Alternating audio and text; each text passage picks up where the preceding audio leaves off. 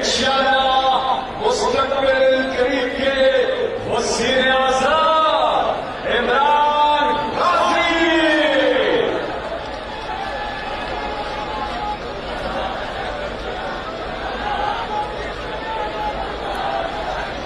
इमरान खान साहब थोड़ी देर में आपसे मुखातिब होंगे।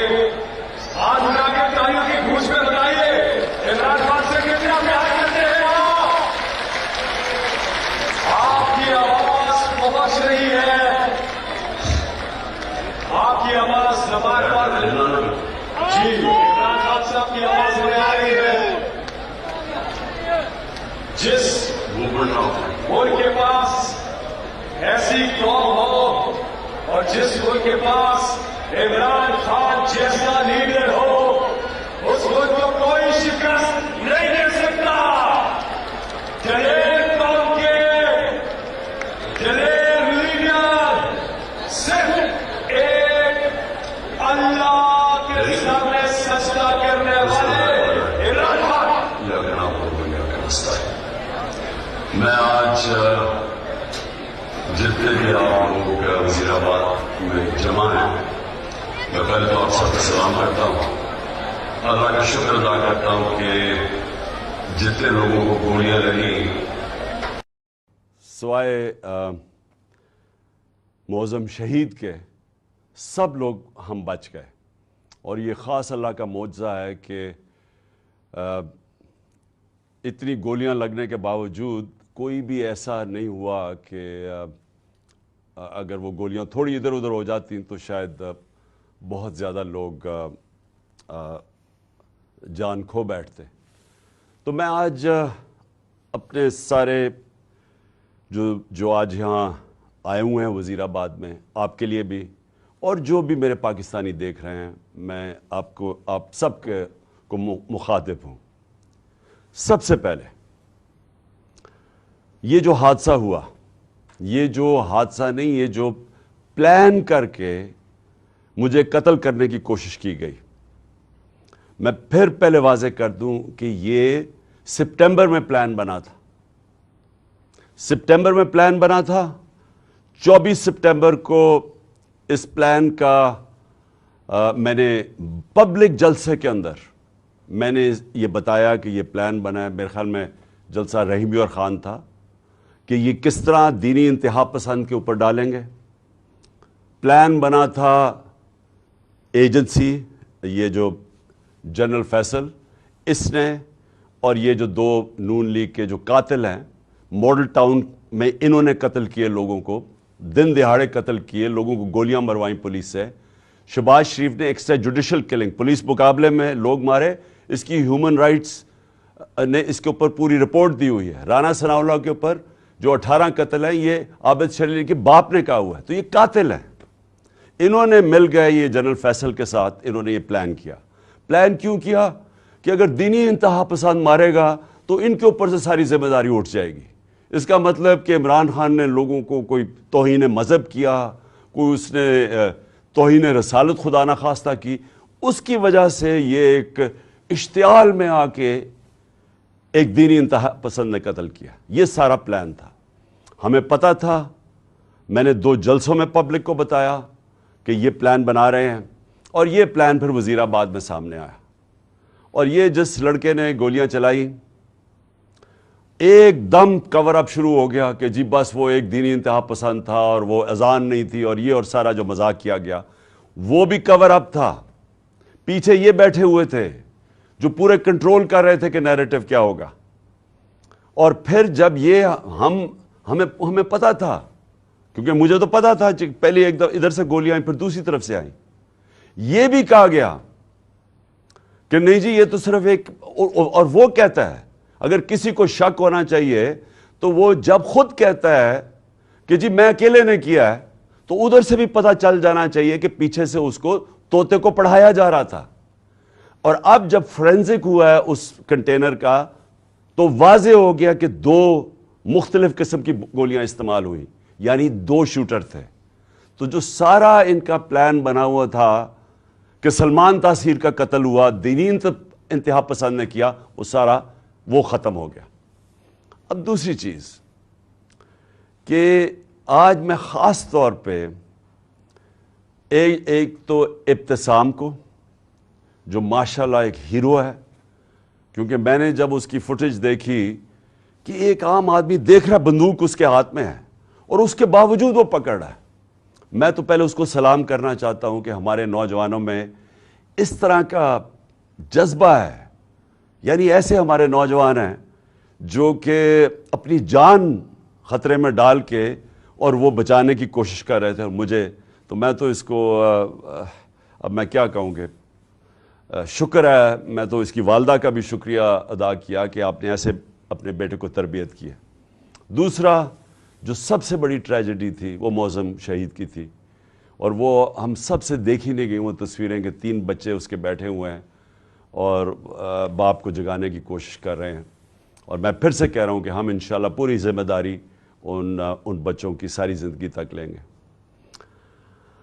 اب میں اپنی ساری قوم سے جو 2-3 آج باتیں کرنا چاہتا ہوں. پہلے تو یہ، اب ہماری مارچ رکے گی نہیں. ہماری حقیقی آزادی کی جو تحریک ہے وہ رکے گی نہیں، وہ انشاءاللہ اور زور پکڑے گی. کیونکہ یہ جو اس کے بعد ہوا، اب میرے ذہن میں کوئی شک نہیں کہ جب تک اس ملک کے اندر ہم انصاف نہیں لے کے آئیں گے، ہم حقیقی طور پہ آزاد نہیں ہوں گے. اور ہم حقیقی طور پہ جب تک آزاد نہیں ہوں گے، یہ ملک میں خوشحالی نہیں آنے لگی. یہ اگر کسی کا خیال ہے کہ جنگل کا قانون ہو اور ملک خوشحال ہو جائے، خواب کے اندر تو ایسے ہو سکتا ہے، یا لوگ خواب دکھا سکتے ہیں، لیکن جو دنیا کا معاشرہ ترقی کرتا ہے وہاں سب سے پہلے انصاف قائم کرتا ہے. میرے نبی صلی اللہ علیہ وسلم نے مدینہ میں سب سے پہلے عدل اور انصاف قائم کیا، پھر اس کے بعد خوشحالی آئی. عدل اور انصاف انسانوں کو آزاد کرتا ہے، طاقتور کو قانون کے نیچے لے کے آتا ہے. اور کیا ہوا اس کے بعد؟ جو مجھے پتہ ہے، یہ میجر جنرل فیصل اس کے پیچھے تھا. مجھے پتہ ہے کہ جب سے میجر جنرل فیصل آیا اور ساتھ اس کے فہیم آیا ہے، انہوں نے تب سے ہمیں اس طرح دہشت گردوں کی طرح انہوں نے ہمارے اوپر ظلم کیا. یہ ہمیں پتہ ہے ان کی بیک گراؤنڈ کیا ہے. بلوچستان میں انہوں نے دہشت گردوں کو کہتے تھے جی بڑا یہ تکڑے ہیں. اللہ معافی دے کہ اگر یہ اس طرح کے لوگ ہیں، دہشت گردی کم نہیں ہوگی. ان کے حرکتوں سے دہشت گردی بڑھے گی. جو ہمارے سے انہوں نے کیا ہے، جو صحافیوں سے کیا ہے، جو ارشد شریف سے انہوں نے کیا ہے. ارشد شریف کی مجھے پتہ ہے، ارشد شریف جب مجھے کہہ رہا تھا کون اس کو دھمکیاں دے رہا تھا، جو ملک سے باہر گیا ہے. اور ارشد شریف میں بعد میں بات کروں گا. اس سے پہلے اعظم سواتی سے جو انہوں نے کیا، یہ جب سے یہ آیا ہے میجر جنرل فیصل، تب سے صحافیوں کو، سوشل میڈیا کو، ٹی وی چینلز کو دھمکیاں کہ جی عمران خان کی پروجیکشن نہیں کرنی. اور تب سے انہوں نے فیصلہ کیا کہ یہ اب ہمیں جس طرح دہشت گردوں کو خوف دلاتے ہیں، دہشت دلاتے ہیں، وہ انہوں نے ہمارے ساتھ کیا. یہ جو ایف آئی آر رجسٹر نہیں ہو رہی، میں پاکستان کا ایکس پرائم منسٹر ہوں، میں سب سے بڑی پارٹی کا سربراہ ہوں، میں اپنی ایف آئی آر رجسٹر نہیں کر سکا کیونکہ میجر جنرل فیصل کا نام آ گیا. یہ کوئی ایسا آدمی ہے جس کے اوپر پاکستان کے قانون نہیں لگتے ہیں. اور D G I S P R کہتا ہے کہ جی ہماری فوج کی توہین ہو گئی. فوج کی توہین تب ہوگی اگر فوج ایکشن نہیں لے گی. توہین تب ہوگی جب ایک ادارہ اپنے آپ کو قانون سے اوپر سمجھے گا. جب وہ یہ کرے گا کہ ایک پرائم منسٹر کا اگر ایف آئی آر رجسٹر نہیں ہوتی، میں سوال پوچھتا ہوں کہ عام آدمی کی کیا حیثیت رہے گی اس ملک میں؟ ایک عام آدمی سے جب کوئی ظلم کرتے ہوں گے یہ لوگ، تو وہ کیا کرتا ہوگا؟ وہ کدھر جاتا ہوگا؟ اور یہ جب تک یہ جنگل کا قانون رہے گا، یہ ملک ترقی نہیں کر سکتا. ہم آزاد نہیں ہو سکتے. انصاف حقوق دیتا ہے، حقوق انسان کو آزاد کرتے ہیں. یہاں تو prime minister, x prime minister کے حقوق نہیں ہیں. میں ایف آئی آر رجسٹر نہیں کر سکتا اس میجر جنرل فیصل پہ، ان کے اوپر نہیں کر سکتا. یہ جو پرائم منسٹر اور یہ جنہوں نے، میں پھر سے کہوں، ماڈل ٹاؤن میں دن دہاڑے لوگوں کو قتل کیا تھا، جن کی ایکسٹرا جوڈیشل کلنگ کی کہانیاں ہیں، اگر ان کے اوپر ہم نہیں کر سکتے تو فائدہ کیا؟ کیا وہ جو لڑکا وہ جو جس نے اپنے بیان بدلے ہیں، اور کیا وہ لگتا تھا دینی انتہا پسند؟ اسے ذرا دیکھیں، کیا وہ اس کی بیک گراؤنڈ ہے، کیا وہ اتنا کوئی دینی آدمی لگتا تھا کہ وہ جا کے کسی کو گولی مار دے گا؟ اور اس کو جس طرح طوطے کی طرح پڑھایا گیا ہے، سبق پڑھائے گئے، اور پھر جیسے ہی پتا چلا، اور جو ہم نے تو اوپر سے ہمارے گولیاں گزری ہیں، کہ جیسے ہی واضح ہو گیا کہ دوسرا شوٹر تھا، اس کا مطلب یہ جو سارا پروگرام بنایا ہوا تھا سپٹمبر میں کہ دینی انتہا پسند عمران کو قتل کرے گا کیونکہ اس نے توہین کر دی، وہ سارا ختم ہو گیا۔ اور میں اس لیے سپریم کورٹ کے چیف جسٹس کو آج مخاطب کرنا چاہتا ہوں۔ دیکھیں سر، آپ کی بہت بڑی ذمہ داری ہے آج پاکستان پہ۔ قوم آپ کی طرف اب دیکھ رہی ہے۔ قوم یہ دیکھ رہی ہے کہ پاکستان کا ex prime minister first information report اپنی درج نہیں کروا سکتا، جو اس کا حق ہے۔ انویسٹیگیشن ہو، اس کے بعد پتا چل جائے کہ کیا جو ٹھیک ہے یا نہیں۔ میں اپنے سارے جو مجھے پورا پتا ہے کہ یہ پلان کب سے بنا، کیسے بنا، وہ ویڈیو کس نے نکالی، کس ایجنسی نے وہ ویڈیو نکالی، کون سے ایجنسی کے ساتھ یہ جو وقار ستی ہے اس نے اس کو اٹھایا، پھر کس طرح وہ پی ٹی وی نے 4 دن چلائی، اور پی ٹی وی 4 دن اس طرح کی چلا رہا ہے ویڈیو، اشتعال دینے کے لیے اور پلان کرنے کے لیے کہ جب یہ قتل کریں گے تو کہیں گے جی تو اس نے بڑی توہین کر دی مذہب کی۔ اور اس کے بعد یہ جو نون لیگ کی یہ جو وہ دونوں مریم، دونوں جھوٹی، اور پھر یہ جو جاوید لطیف، انہوں نے جو پریس کانفرنس کرتے ہیں، میں تب سے لگا ہوا ہوں کہنے کہ ان کا پلان بنا ہوا تھا کچھ اور۔ ان کو کوئی دین سے تعلق نہیں ہے۔ چوروں کو دین سے تعلق نہیں ہوتا، چوروں کو صرف چوری بچانے سے تعلق ہوتا ہے۔ جب چور دین کی باتیں شروع کر دیں کہ جی دین سے توہین ہوگی، تو پیچھے کوئی اور گیم تھی، اور وہ واضح ہوگی کہ تھی۔ اور ان کے ساتھ مل گیا تھا یہ میجر جنرل فیصل، اور اس کی ٹیم نے پوری طرح یہ سارا کچھ انہوں نے پلان کیا، سارا اسکرپٹ کے مطابق گیا۔ اور اللہ کا کرم ہے، زندگی موت جس کے ہاتھ میں ہے، وہ کہتا ہے کہ ایک پلان انسان بناتا ہے اور ایک میں بناتا ہوں، اس نے بچا لیا۔ اور میں چیف جسٹس چاہتا ہوں صاحب کہ آپ اس کے اوپر ایکشن لیں۔ قوم آپ کی طرف دیکھ رہی ہے۔ یہاں شہباز گل کے اوپر کسٹوڈیل ٹارچر ہوئی جب سے یہ فیصلہ آیا ہے، اور وہ شہباز گل اس کا نام لیتا ہے، اس کے نیچے لوگوں نے کی، کچھ نہیں ہوا۔ یہاں اعظم سواتی سے جو کسٹوڈیل ٹارچر ہوئی، اس سے جو کیا، ساری دنیا میں بدنامی ہوئی پاکستان کی، کوئی سو موٹو ایکشن نہیں لیا گیا۔ اور جب اعظم سواتی کی وہ جو ویڈیو کیسٹ نکلا ہے، ایک یعنی ملک سوچتا ہے کہ ہم اس سے نیچے گر سکتے ہیں۔ میں چیف جسٹس صاحب پوچھتا ہوں، اس سے نیچے گر سکتی ہے قوم؟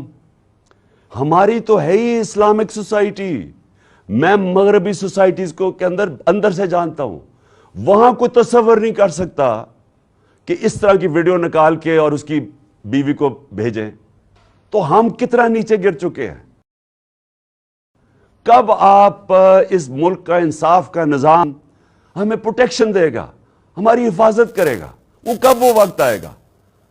اور یہ اگر گولی، تو ان کا تو پلان یہ تھا کہ وہ تتر بتر ہو جائے، تو یہ تو دشمن چاہتے ہیں پاکستان کے۔ تو اس لیے میں نے ریکویسٹ بھی کی ہے کہ 4 چیزیں چیف جسٹس صاحب آپ کو دیکھنی پڑیں گی۔ میری ایف آئی آر،